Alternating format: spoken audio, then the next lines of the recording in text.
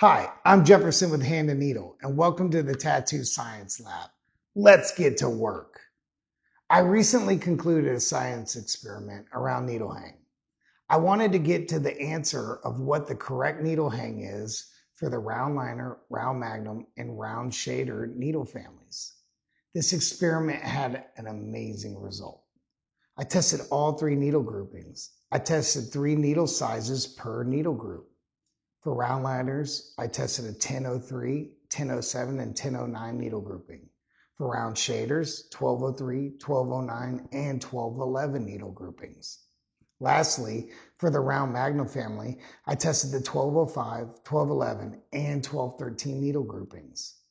For the round shader and round magnum needle groupings, I tested both linear and saturation techniques. Like everything else in the Tattoo Science Lab, we go by actual quantifiable measurements, not just feel.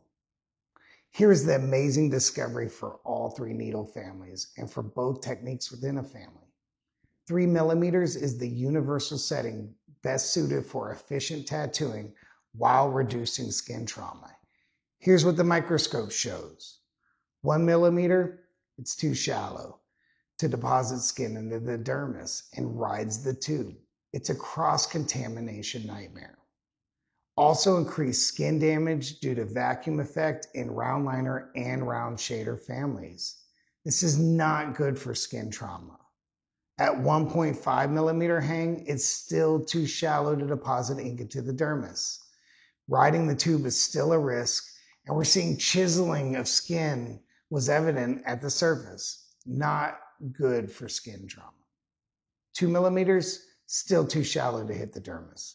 On some needles, drag was happening as the needle was still skipping on the surface a little.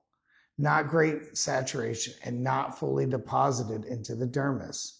Floating the needle is now reasonable though. At 2.5 millimeter hang, we're getting close, but still shows evidence of not fully penetrating to the dermis fully.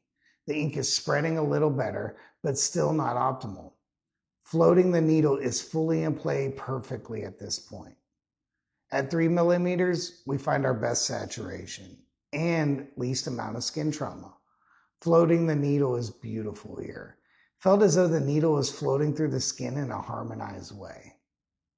At 3.5 millimeter hang though, we've gone too deep. We're passing dermis.